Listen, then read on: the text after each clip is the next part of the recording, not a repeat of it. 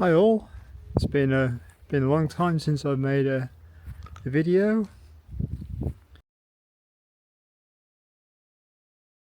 So I've made a number of videos, I just haven't got around to editing them yet. I've had a lot on my plate, so basically I just haven't had the time lately to do it. So in case you didn't know, I now live in the country because it's the only way I can afford to live at the moment. So this is the rental behind me. So it's a nice large yard.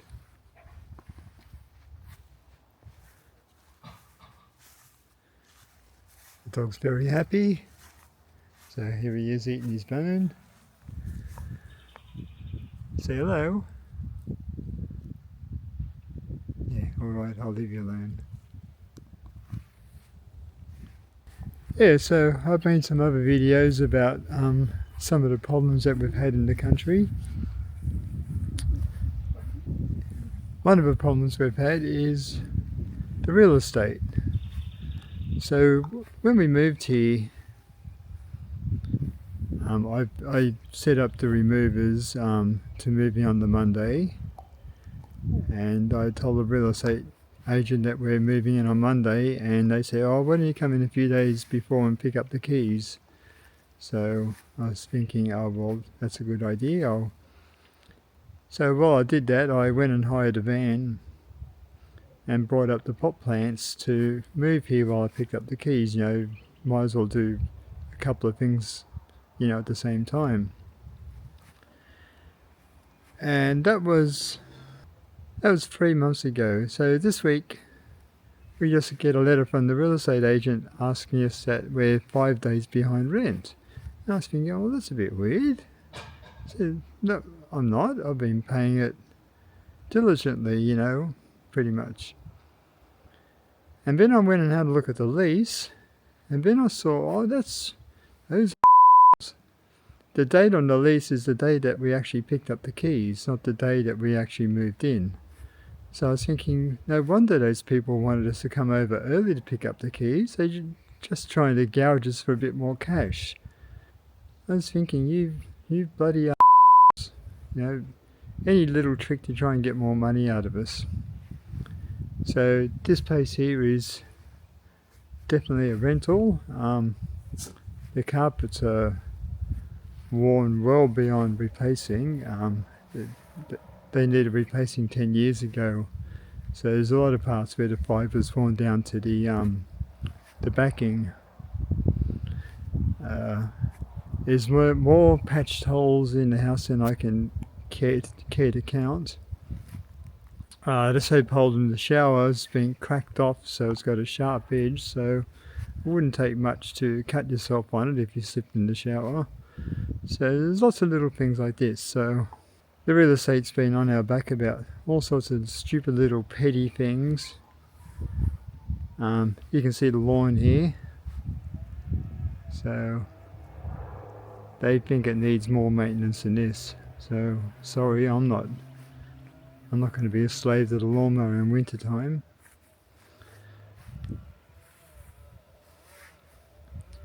Yeah, so the real estate's being extremely petty about paying things, and also the way they've set us up is they wanted us to pay them, so I pay them on the day the rent's due, and then they complain because the pay takes a day to process, so they get it the next day, and then I get spammed with emails saying that our rent is late.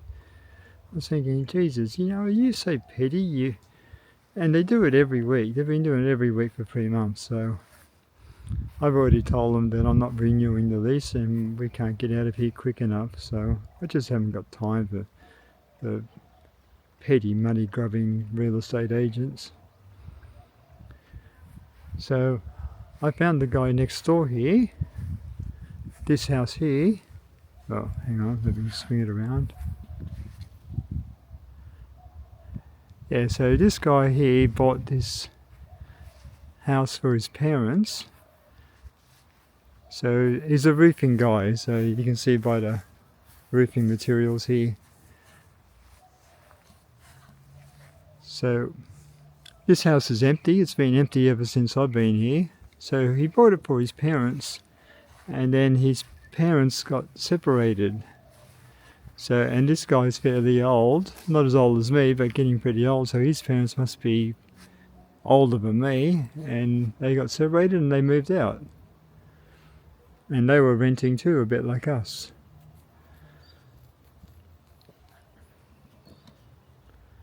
So anyhow, he's been coming around every week, you know, fixing up the roof, which I personally don't think, I don't see anything wrong with it, but being a roofing guy, I guess he sees the faults in it.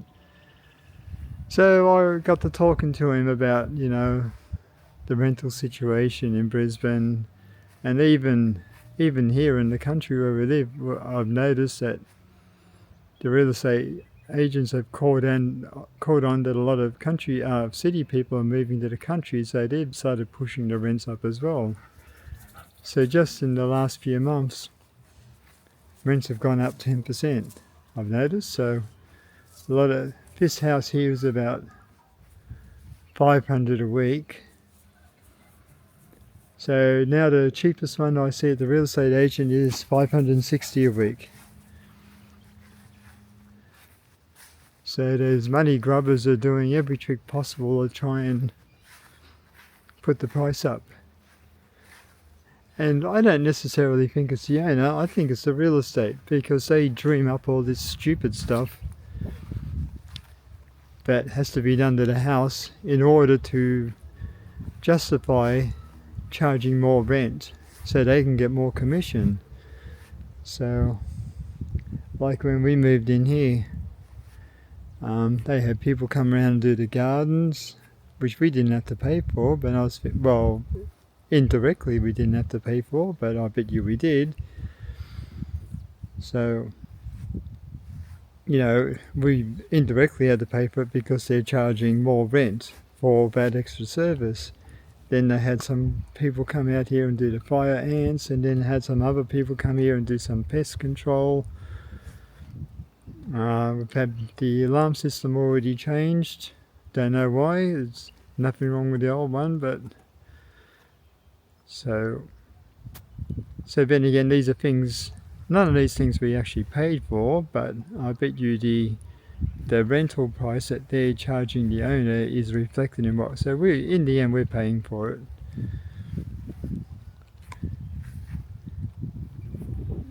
So anyhow, this guy next door, I told him about our situation, and he said he'd be quite happy to offer it to us. So that will mean dealing directly with a person, which would be good. So hopefully I can get this place cheaper,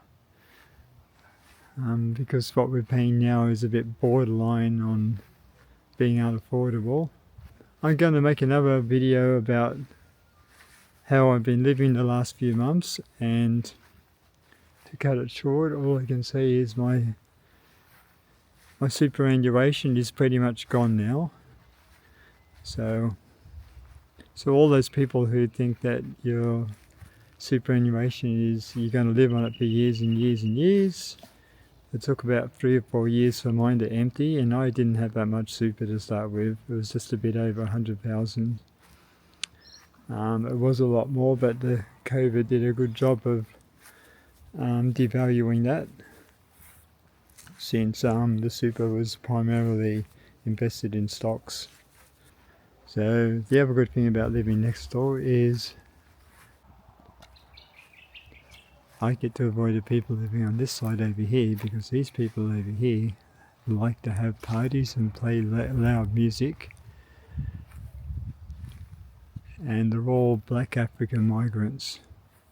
That's a good example of how our migration policy has actually lowered the standard of living here for everyone.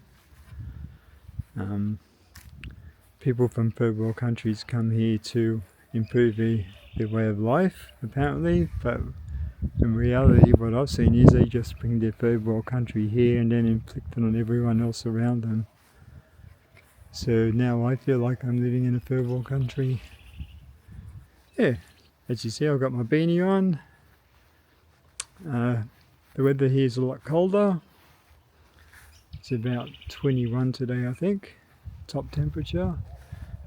Since we've been here, we've had about 5 frosts, so which is something we never ever got in Brisbane, a frost. So one of them was bad enough it actually froze the water lines, so that was fun, but it wasn't for long. The dog loves it. So it is pretty cold. I've had to change a lot of my clothes. Well, my mother bought me some new clothing to cope with this cold. So I've got a sort of a extra thick flannelette type shirt on, just to keep warm. Yeah, so that's my update from me. Yeah, so I'll make more videos about the super, I'll make some more videos about the neighbours, I'm going to make some more videos about the house next door. And also I've been trying to get some extra work. So I think I've worked out what's going to work for me, so I'll make another video about that as well. So I've got a lot of videos to make, I just have to get around to editing them.